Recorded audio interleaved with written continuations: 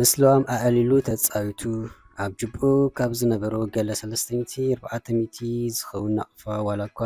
እንተኣበይቱ ሂዋ ወፂኡ ኣብ ከባቢ ገዛውቱ ምስ በጽሐ በቲ ናይ ፓሎልች ብርሃን ተሓጊዙ ዓይኑ ኣብ ሓንቲ ምጭውቱ ጓል ኣለበ። ዓይንዲ ዝበለየ ዝመስል ድማ ዓይኑ ብኽልተ ኣእዳው እንዳሓሰየ ደሪቁ ተረፈ። ይሓልን ክሕሉ ተጠራጠርሙ ንገጹ ጸፍዕም ይኹን እምበር ኣብ ገሓዲ ዓለም ስለ ዝነበረ ማርማር ኣበሎም ጓል ናብቲ ዝተኸፈተ ካንሸሎ ብደው ከሎ ምስ ካልኣይቲ ኣቶት እሞ መዓጾ ገም ዝብል ድምፂ ኣስሚዑ ምስ ተኣጽኦ ሽዑስ ጽቡቕ ጌሩ ተበራበረም። እዚ እሞ ክእመን ዘይክእል ነገር እዩ። እዚኣስ ናይ ብሓቂ ስምሓር ጓል ቀጠረ ጸሎት ልዋ ምስ ጓላ ኣሻብኡ ሰሪሑ ማለት ድዩ? እውይ ልዋ መሓፍተን ኣኽስ እንቋ ተላኹ እዚ ኩሉ ኮለልሲ ኣብ ገዛውተይ ከላይ ኣይኣምንኒ ተጋጊ ክኸውን እውን ኣይክእልኒ ንሳ እንዳበለ ብዘይ ልቡ ናብ ልዋም ደወለም። ሽዑ ተፋኒዋ ስለ ዝሰኸደ ዝሰንበደት ልዋም ድሓን ዲኻ ደኣ ክትብል ልባ ሒዛ ሓታቱም ግና በቲ ሓጓስ ዝኣክል ክዛረብ ኣይተሰምዐን። እዚ ዝያዳ ከም ትሻቐል ስለ ዝገበራ እንታይ ከም ዝኾነት ልባ ፍርሓት በላሙ ደጋጊማ ሳምዕ እንዳበለት ዝኾነ ክነገር ሓተተት። የግዳስ ጥዑም ስማዕ ስለ ዝሰምዐት ተመስገን ኣምላኽ እንዳበለት መዓርዮም ሕጉስ ፍንጭሕ በለት እሞ ርግፀኛ ንሳ ድያ ክትብል ደጊማ ሓተተት። እወለዋም ሓፍተይ ጸሎት ከተሰሚዑ ንሳ ርግፀኛ ኣንቲ ኣብ ጥቃ ገዛውተይ ኮላይ እዚ ኩሉ ኮለል ዝብል ዝነበርኩ እዋይ ይገርም ይምስ በላም እሞ ሰማሓወይ ማለት ሕጂ ኣበይ ኣላ ምስ በለቱ ኣብ ሓደ ካንሸሎ ኣትያለም መዓጾ ክኩሕኩሕ ወይ ክሳብ ትወፅእ ኣብ ኣፍ ደገ ኮፍ ኢለ ክጽበያ ምስ በላ ኣታ ሳሚ እንተዘይውፀትካ ኣብ ዳሕ ክትሓድር እንኳ እሞ እቲ ዝኣተትሉ ገዛ ፈለጥካዩ ሕጂ መስኢን ዲ ጽባሕ ቀትሪ ከይድካ እንተደሊኻ ትኩሕኩሕ ኢላ ገዞ ኸይድ ኣእመነቶም። ዝገበሮ ስለ ዘይነበሮ በቲ ሓጓስ ንኣ ተፋንዩ ናብ ፍጹም ኣርኩ እንዳደወለ ንገዝኡ ይኹን እምበር ስድሮ ክሳብ ዝገረሙ ስኢሉ ፍሽክሽሕ ብል ነይሩ። ኣብ መደቀሲ ክፍሉን ምስ ኣቶ ብሓጎስ ፍንጭሕ ኢሉ ዓይኑ ንክዳን ኣበዮም። ኣነ ዓዲ ዘውር ንሳ ድማ ኣብ ከተማ ሸፊታ እውይ ሰምሓር ትገብር ዘወለደት ትውለድ ጽባሕ ከይደ ግድን ክረኽባለኒ መብፃ ኣባሓጎይ ዘተግበረሉ ሰዓት ኣኽሊሎም ምዃን እንታይ ተኣሚነ ከምዚ ልዛረብ ዘለኹ ንምዃኑ ክተለልኒ ድያም ሃራይ ምላይ ሰኣለለትኒ ተሓፂ ተመርኤ ወረ ኣይፈትውካን እንተበለትንኸ ስኢለ ዝሕጎ ዘለኹም ከምዚ ልዛረብ ዘለኹ ፈትያ ኣለኹ ማለት ድዩ? እንተዘይፈትዋ ደኣ እሞ እንታይ ኸ ዘመላልስ ኣለኒ በዓሉ ንበዓሉ እንዳሓተተ እዩ ዝምል ዘሎም። ብዝኾነ እንኳ እሞ ተረኸበት ኩሉ ካብ ኣፋ ምስማይ ሓሺሉ ተገላቢጡ መወዳእቱስ ተኣምፂፁ ደቀሰ። መቼም ምእንትኡ ዘይኮነስ ምእንቲ ርእሱ ክብል ጻልማት ብብርሃን ተተከእሞም ካብ ድቃሱ ተበራቢሩ ድሕሪ ቁርሲ ሰዓት 10 ቅድሚ ፋዱስ ከባቢ ናብቲ ኣበይ መዓጾ ገጹ ኸደም። ይኹን እምበር መዓጾ ብኣጻብዕቱ ክሓርም ኣይተርኣየን። ነግ ተረግበለም ካብ ገዝኡ ክብገዝ ከሎ ሒዞ ዝወፅእ ሓሳባት ፋሕ ብትንበሎሙ እንታይ ክብለይኸ ኣብ ዝብል መጎት ኣትወም። ኣብ መወዳእታ ግና ዘላ በዓል ኢሉ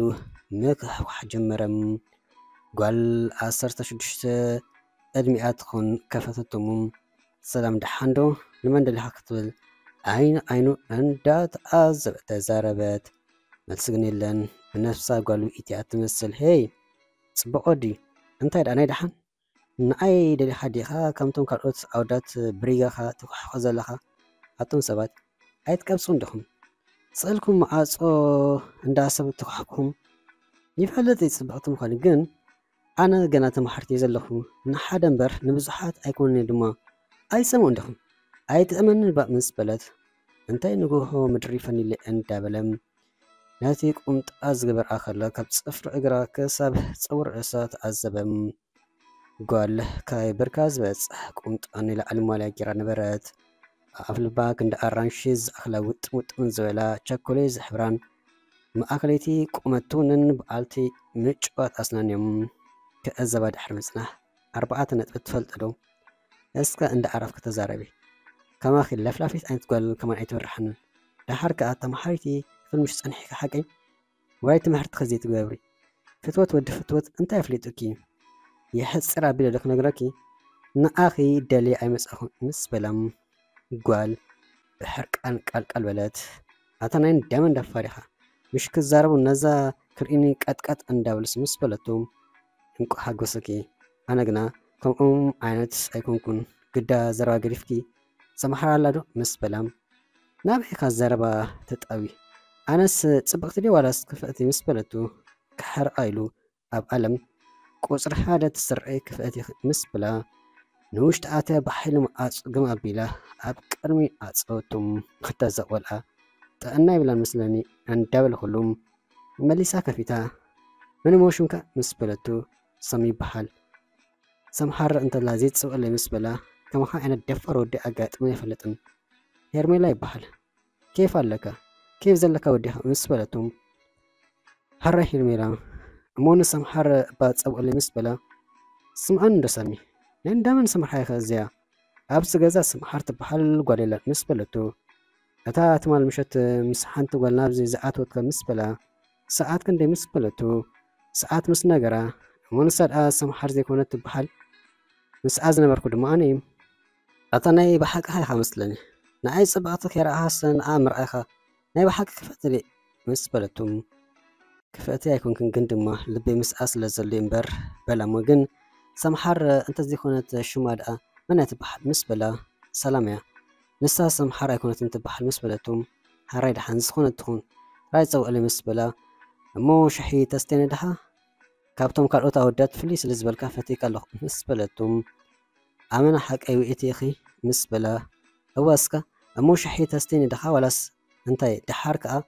أبي خطفلت مسبلتو أنتي ملكتك مسبلام هجول مع صواب كرمي قد صواب أنوش تعاطوت مو ماليسا خفيتا دما كتصوو ألكي شحي تستين ده هاي تستين مسبلتهم زاقال أي تفارقنا زباليز مسل هرابلا كيفتهم عند قويت ناوش تغازا بمتا موبايل أركبتهم قوتر تليفونو كتصحف حبرتهم نوش تمس قويت نسم حار يتصبانيرو أنتي دا مسبلا نسا مسح زبحال سلازيلا صحافي صو ألكا مسبلتو صحاف اللي قداس سئلا كتكير أي مرسأتن نابود أن مرقز دولت دمس مسمعت حقي ناتيا هيرميلا شكور إلكا مزقبة أنا خاص سامك فودي إلك مزقبي نسلام دي هذا اللي حقي تتصبين والأن دابلت نوشت إجاز ملي ساد أعتبت